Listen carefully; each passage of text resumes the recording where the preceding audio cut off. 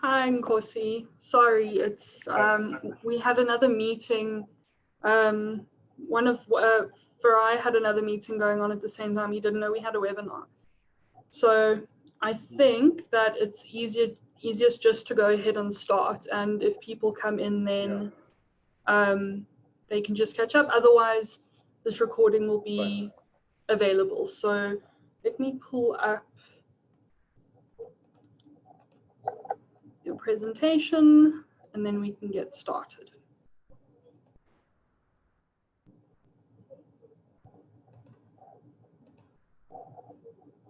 Okay. Can you see your presentation? Okay. Yeah, sure. Thank you. Okay. So good afternoon, everybody, and welcome to the fourth webinar in the series of SADC Innovation and Investment Challenge webinars brought to you by FinMark Trust. My name is Nicola Schoeman, and I am the country manager for Lesotho, South Africa, and Tanzania, and I will be moderating today's webinar. Poverty remains one of the greatest challenges in the SADC region, with approximately half the population living on less than $1 a day. Innovation is crucial to the region's economic development and a key contributor to enhanced economic growth, employment creation, and the alleviation of poverty. In support of this, FinMark Trust has launched the SADC Innovation and Investment Challenge to lay the foundation on which to develop enabling innovation ecosystems and support the design of products and services that meet the needs of underserved and unserved individuals.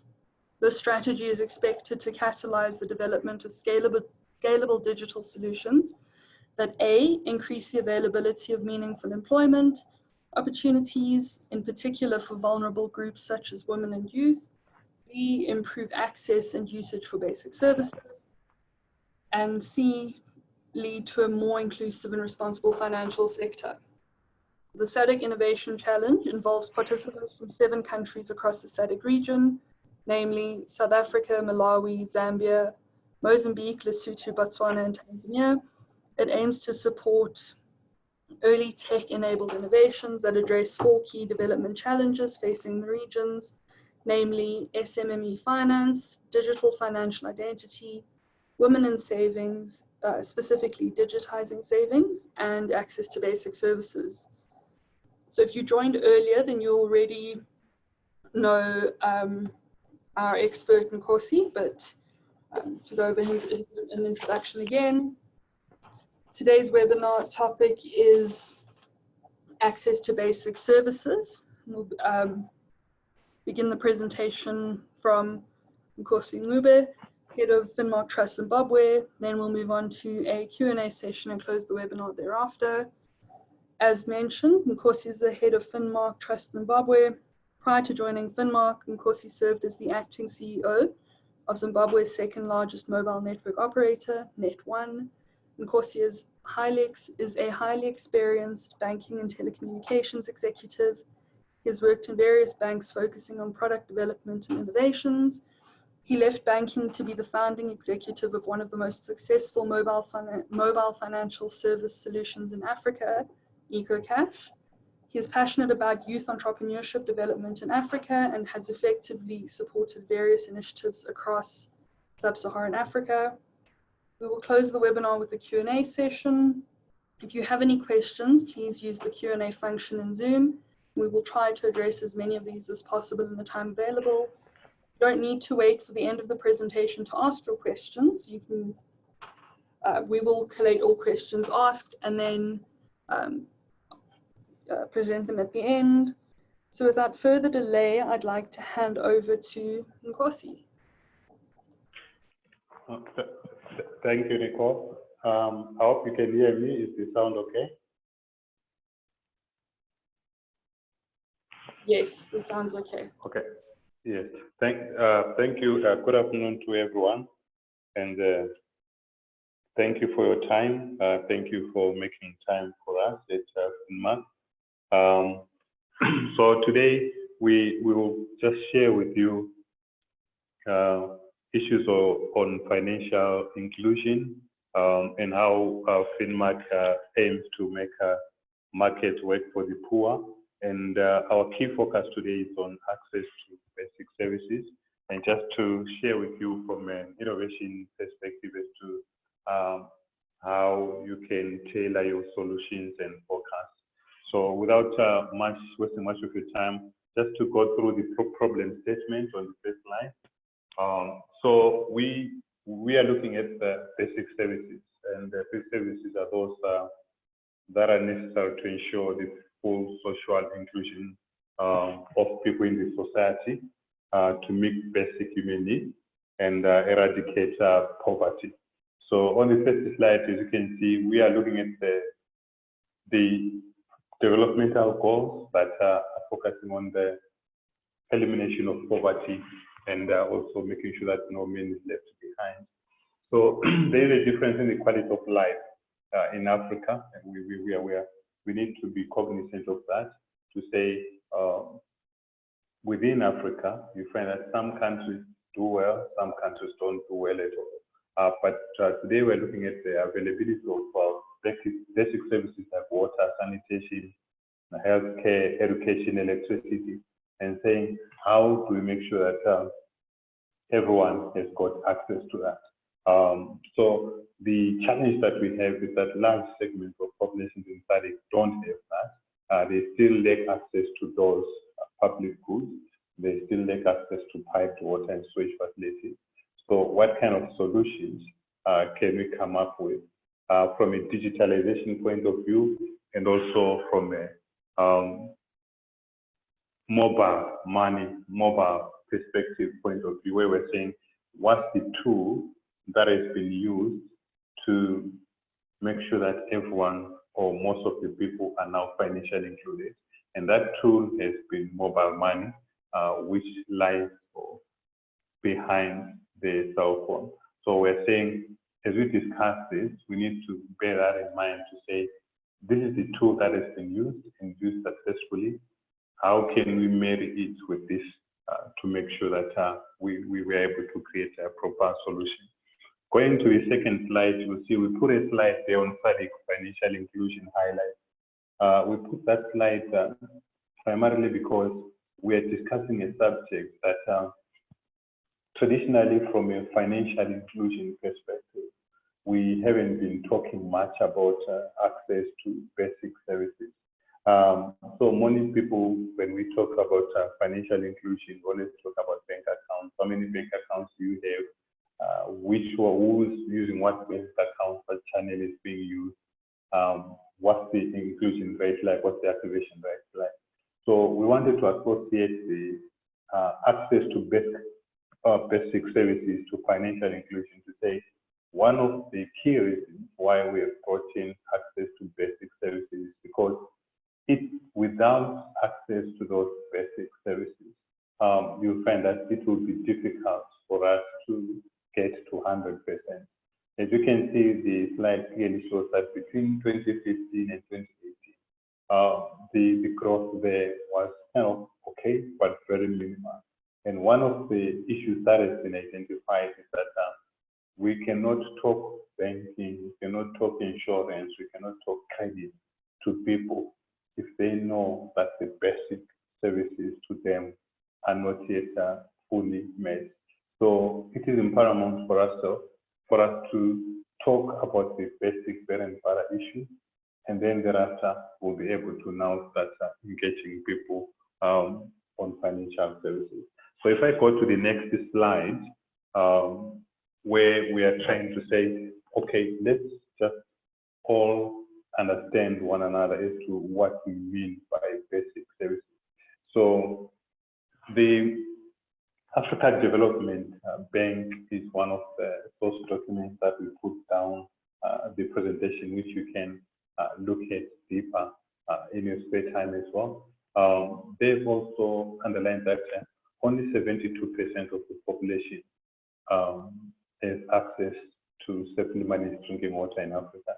And according to the Africa Development Bank research, inter-country variations for access to water range from 100% in a country like Mauritius to 19% in a country like Eritrea. So this basically helps to explain that in as much as we may try to explain averages across the continent, you find that sometimes you may miss it and say 72% have got access. But then if you then go country by country, you realize that some countries have done very well, but some countries still have got a huge proportion of their population still not covered. So the issues that we are focusing on when it comes to basic services are running water. So where we're saying, what kind of a solution can you come up with to make sure that everyone has got access to basic water? Issues of primary health care. So we're saying, what kind of a solution can you build to make sure that everyone has got access to health care? And then issues of sanitation are very important. We'll talk about that later as well. Basic education is paramount. It's the foundation of any community. If people are not educated, you find that so many things go through their fingers. What kind of a solution can we build in this particular challenge to make sure that education access is available to all corners of the population in Africa? The issues of environment and climate change, you find that in the digital financial space, we're now starting to talk more about them because digital financial services has to deal with money, but that money, you find that it comes from agriculture in many corners of the continent in Africa. And agriculture speaks to environment, it speaks to drought. And most people in Africa, they rely on the rain for them to be able to produce food and also to earn an income. So we have to now start thinking about environment. We have to now start thinking about climate change. And so what kind of a solution is it that one can come up with, which speaks to those important issues that talk to agriculture, that talk to climate change, that talk to the environment? Transport is one of the issues that, though some may say it's not basic, but if you go to the urban city, for one to reach a point where they earn a living, where they can augment their income from $1 a day to something significant, they need transport. And if transport is not fully managed, you find that it will wipe out the disposable income from many people. So what kind of a solution can we look at? So if we go to our next slide, on the status of access of basic services in Africa. So as we have said, some countries have done well, some have not, but within each and every country, you will find that in urban areas, things are better than in rural communities. So in this particular exercise, we're saying, can we intertwine? Where do you want to focus on? Do you want to focus on the rural side? Do you want to focus on the urban side? So it's really up to you, but it is important for us to focus on those areas where there's still huge gaps, huge challenges, and bring it up to the table. So one of the tools that has been used, like I said, is the mobile phone when it comes to financial inclusion. So if you go to countries like Kenya, South Africa, Zimbabwe, Lesotho, all our countries inside, mobile money is done very well in terms of access, where people now have got, they can access their own phone.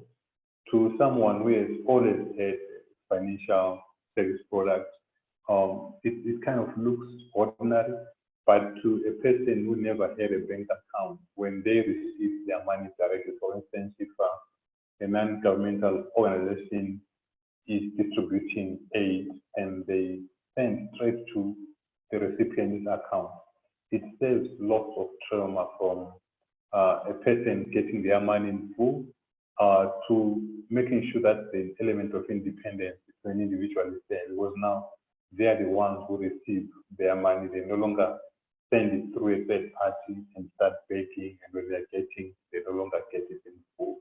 So how can we use a mobile phone to promote access to basic services? And by promoting access to basic services, we are promoting financial inclusion, and effectively we are eradicating poverty in Africa. We've pointed out the issue of climate change to say climate change is becoming a huge challenge, apparently so. Most people, we were not really sure what it is that most people in the developed world talk of when they talk about climate change. But in Africa, even if you look over the past month, so many areas have been subjected to drought and flood. And that drought and flood, some will say, how do we associate it with financial inclusion? We associate it with financial inclusion because it affects the living for the people who earn their income from that agricultural, from that small farm. So we need them to intertwine the two.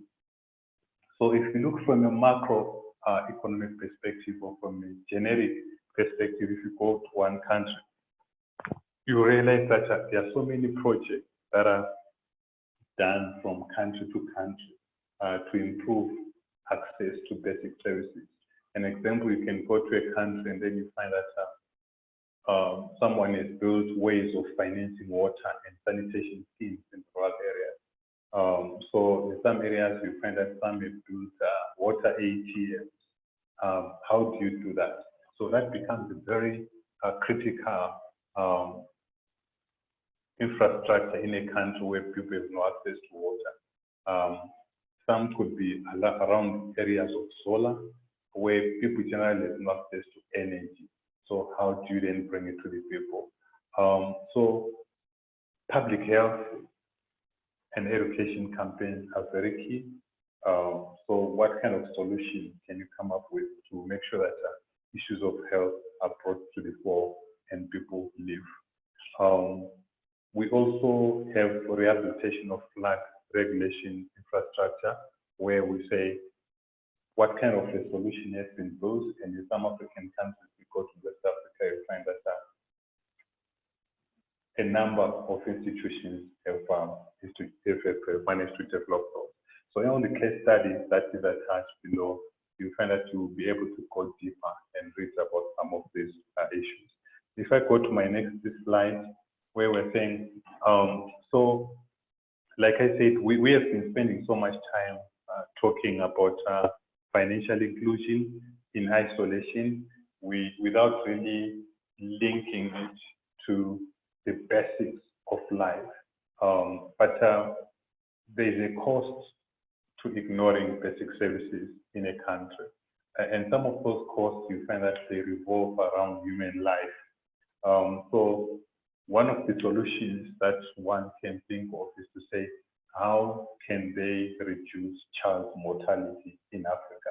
So if we go country to country, be it something that you want to do within your own country or something that you want to do within SADC or within Africa, think about child mortality. So it's one of the issues that if it doesn't hit your own home, your doorstep, you rarely see it.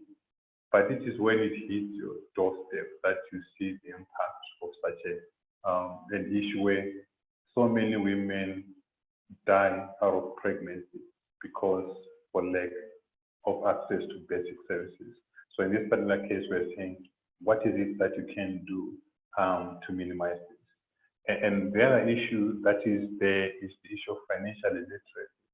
So you find that if you talk to many developmental organizations, many NGOs, you'll find that they've got one of their pain points or one of their frustrations is that sometimes they distribute money, they distribute food aid to various communities, but out of illiteracy, this is also easily taken away from them. So an NGO can come and give bicycles to most community leaders so that they improve the lives of the people around. You go back there a few months later, those guys have sold those bicycles. So what solution can be done to make sure that financial literacy is improved in rural areas, in urban areas, in developing countries, in Africa? Most children in Africa today are not able to go to school. There are researches which say that of every 30 kids that start grade 1, less than almost 10 of them won't make it to grade 7.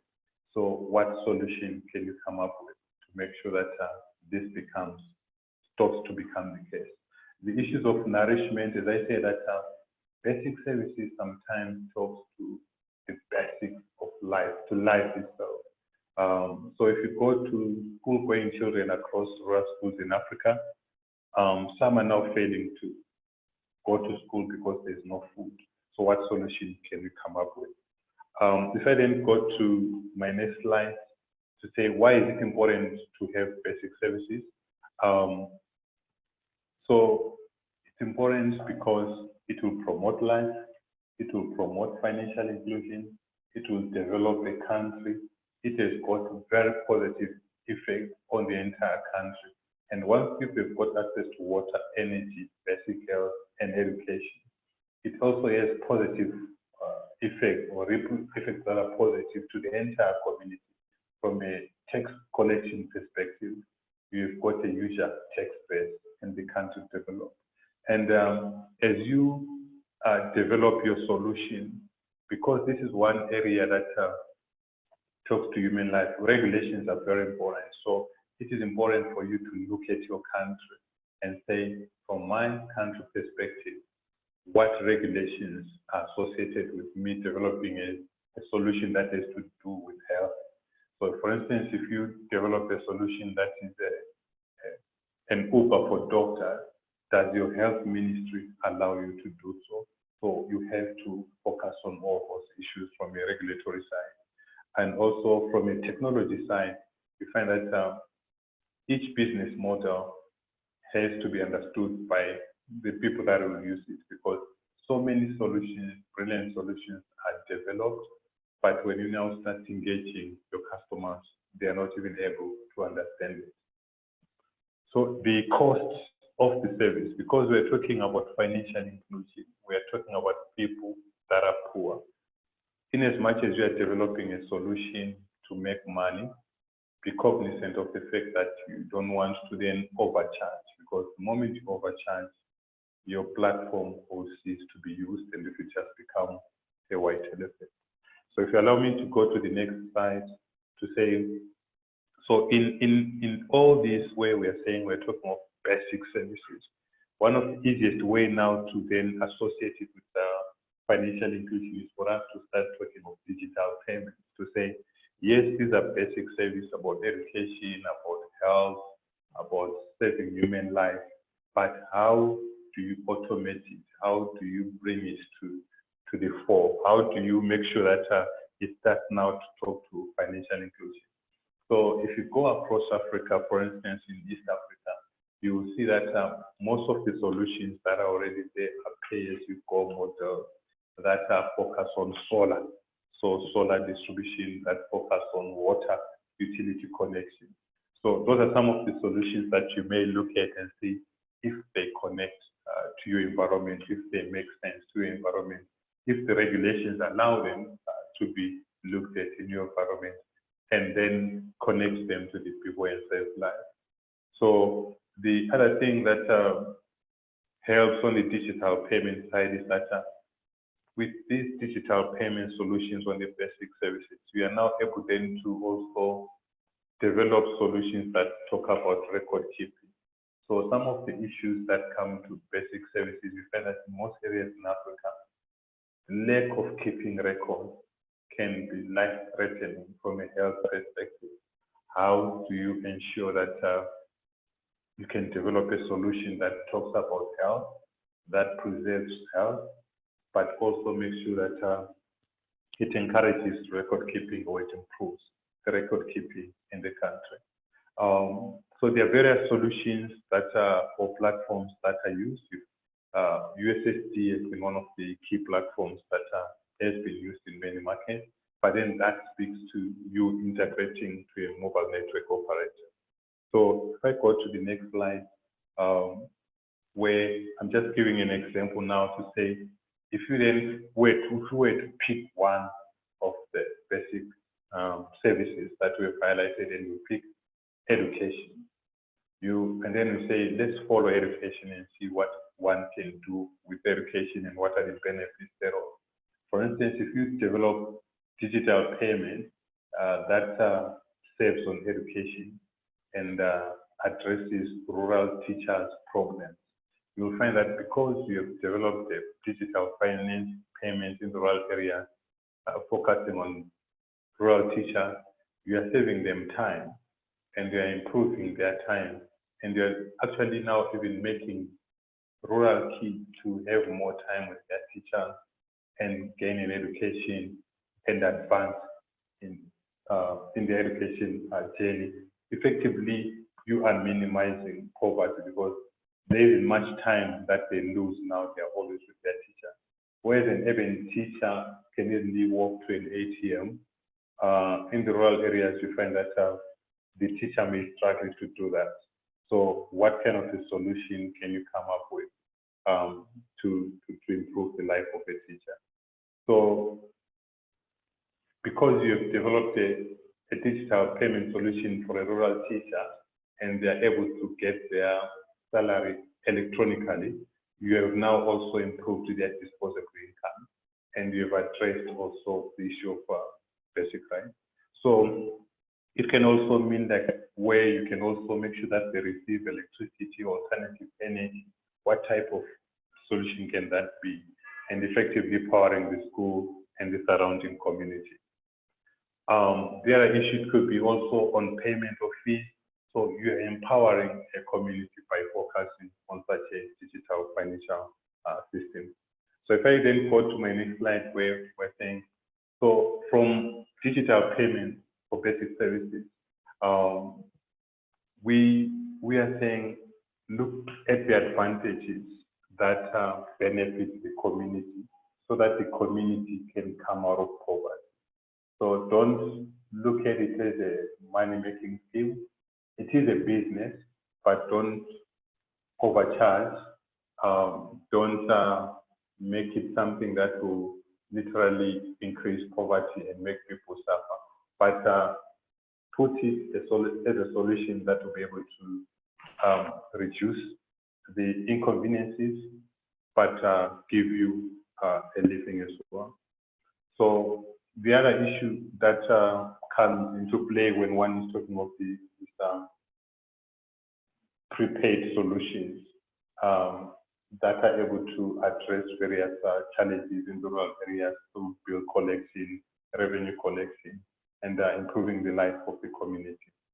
So the digital side of it that we are looking at is to say, what kind of a solution as well can you come up with that is able to reach remote areas? So one thing that you have to bear in mind as you are developing a solution that improves access to basic services is that there's a reason why most people or most banks haven't done it. So financial inclusion by its nature is a small value payment system type of a business, which then also gives you small margin. So which then means that you have to focus on volumes for you to make money. So develop a solution that will then reach remote areas, reach those areas where we are able to connect and help them and have big volumes of business, and effectively through the small margin, be able to bank and also have a proper business. The next slide that I'll quickly go through is to say, as you are developing all these, there are challenges that are faced by you as an innovator for digital payments platform. And one of the key challenges that you realize or that you face is the challenge of integrating to bigger players like mobile money operators or banks.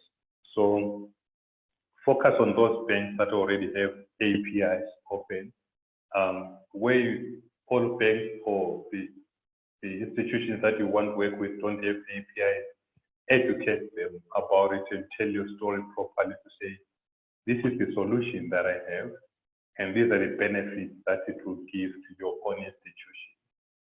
And then that way you're able to also make the financial institution or the bank see the benefits.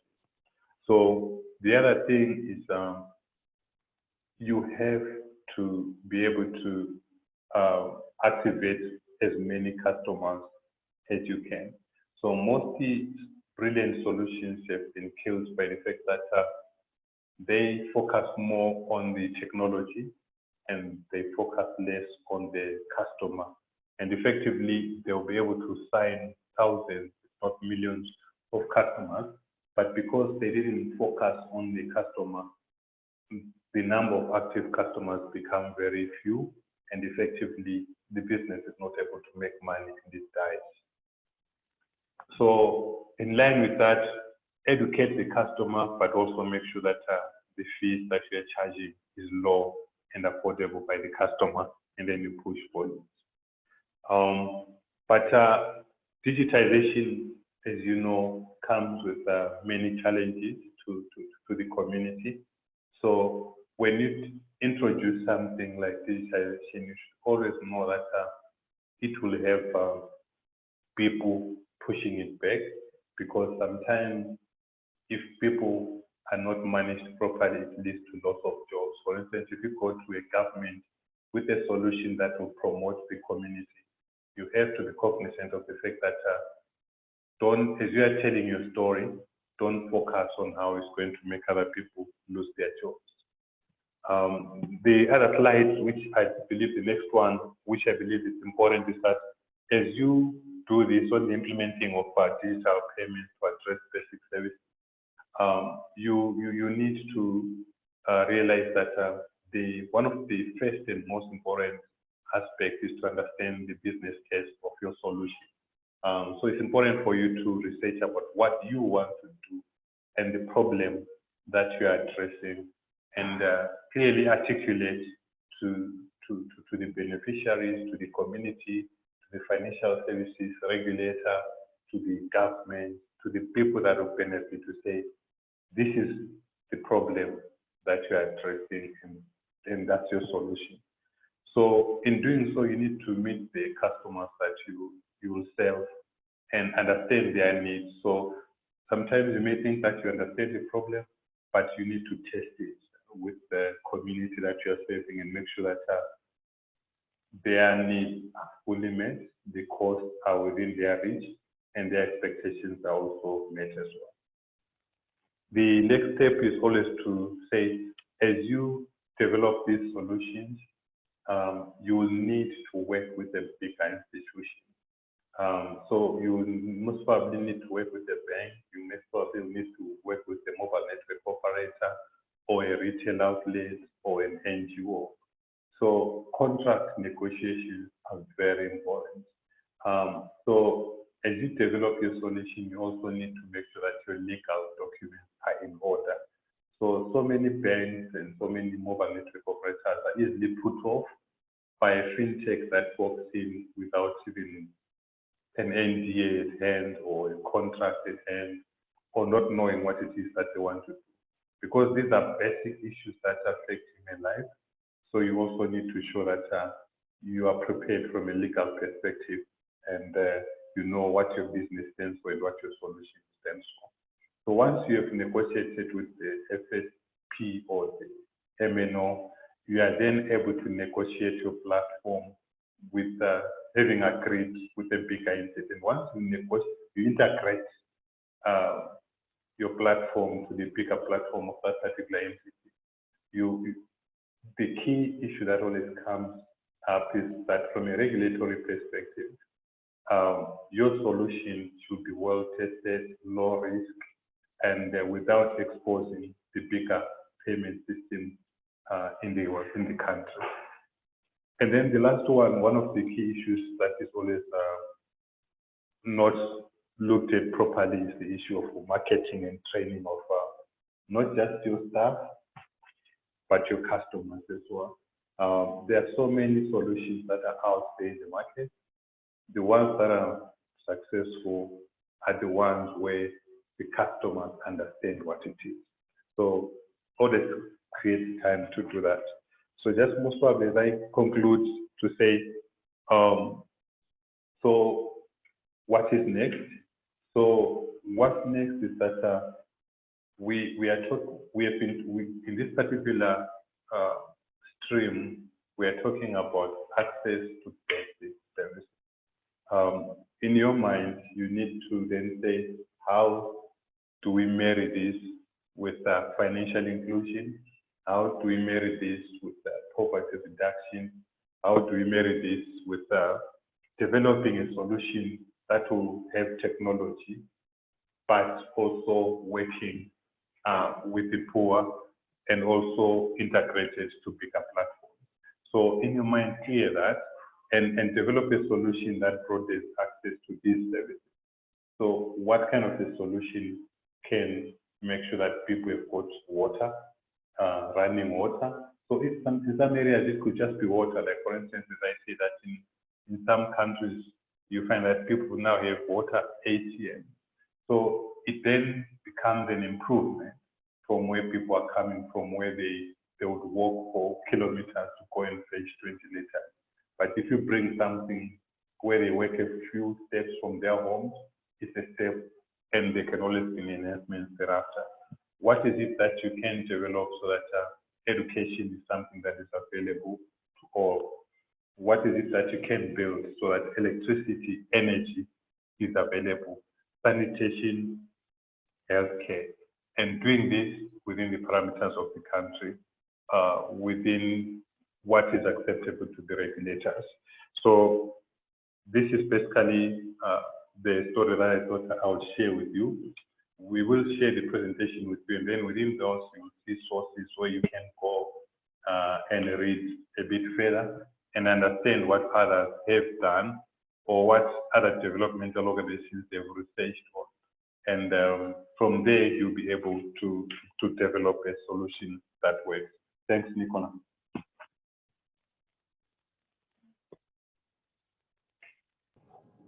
Thanks very much, Nkosi. I just want to check if we have questions. Okay. Right, so what is your take on using less traditional and alternative types of data when developing these solutions? My take is that as long as the data is acceptable from a regulatory perspective, it could actually be the way to go. So what we are talking about now are issues that are non-traditional. So using non-traditional sources of data, and then you are able to explain it to your regulator and your partner, could actually be something that can open avenues for you. That's my take.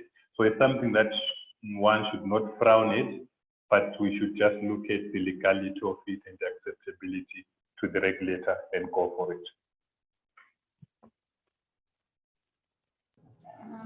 Thank you. Yeah, I think that we see the use more and more of alternative data in developing very effective solutions.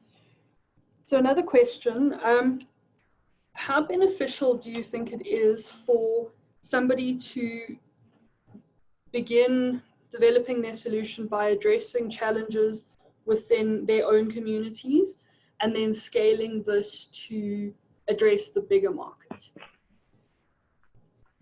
It's very beneficial. Why? Because one of the key success factors to any solution is to test it at a smaller scale phase before you scale it out.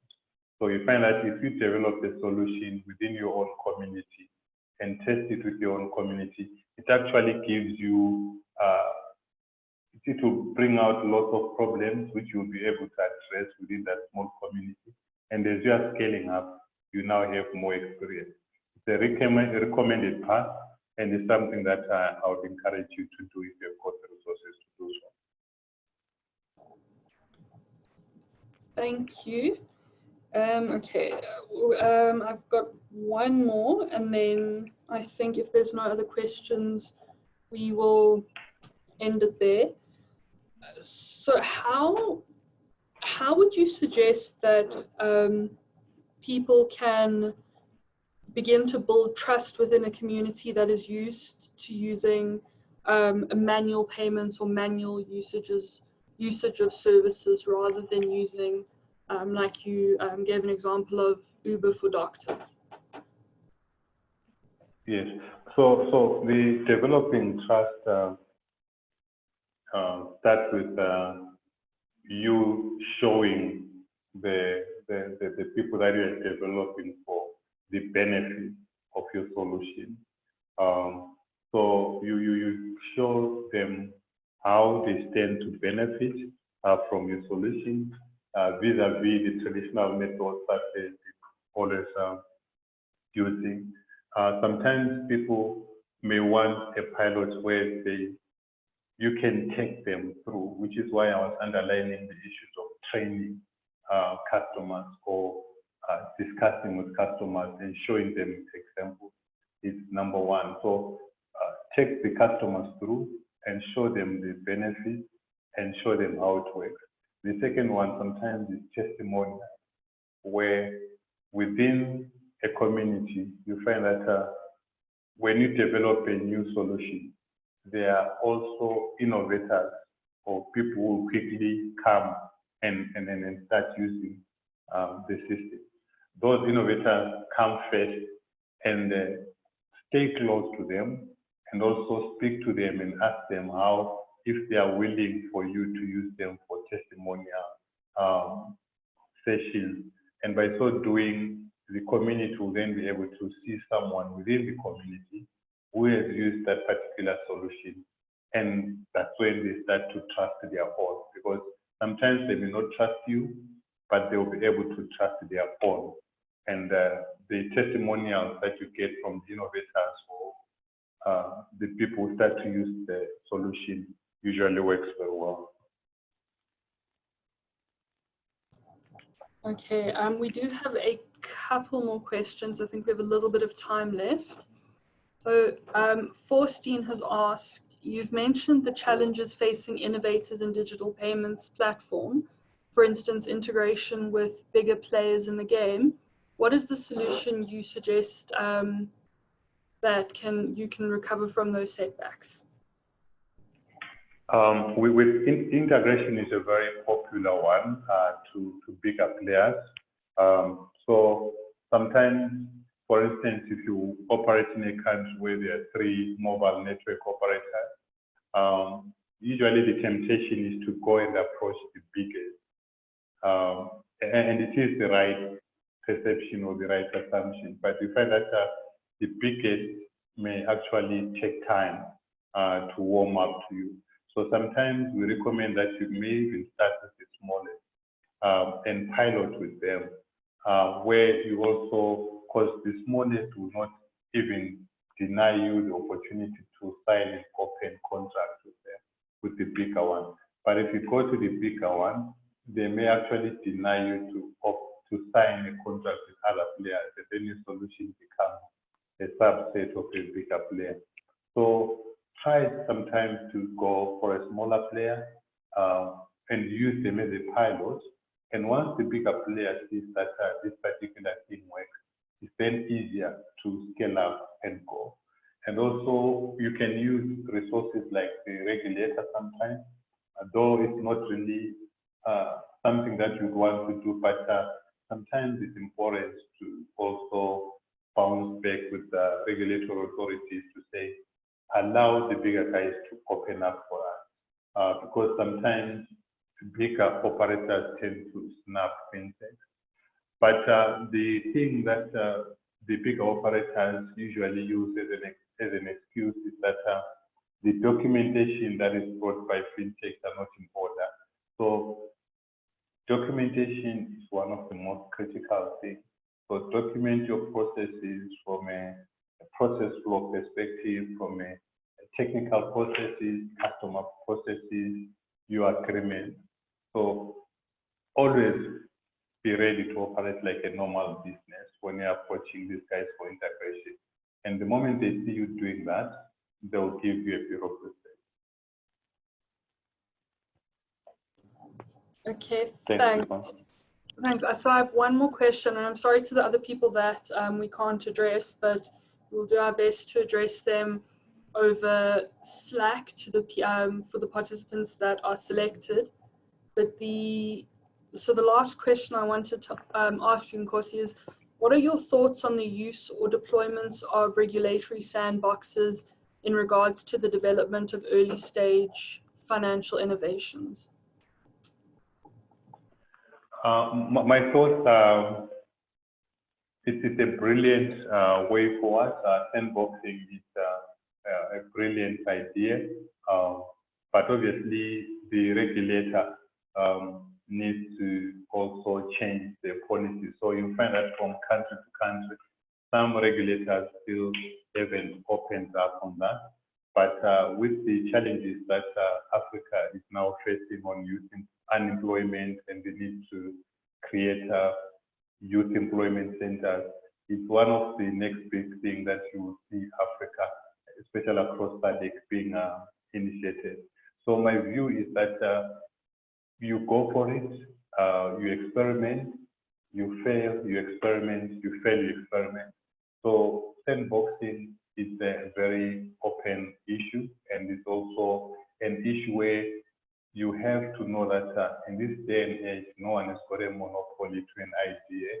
So if you don't take it to this platform and experiment, you find that once you're incubating your idea in your chest, you will see someone having launched the very same idea that you have. So where it's available is something that you need to take up. Thank you. Thank you very much, Nkosi. Like I said before, apologies to the people that, or to the questions that we can't address now as we've reached the end of the webinar. We will do our best to answer these on the Slack channel when it is set up and participants are added to it, those that are selected. But for now, we've reached the end of the webinar. I'd like to thank Nkosi for taking the time to engage with us on this subject. I hope everybody who joined us has enjoyed the webinar. And in closing, remember to keep up to date with the hashtag SADC Innovation on social media, and visit the competition website for more details, which is sadcinnovation.org. So again, thank you, everybody. Have a good evening. Thank you.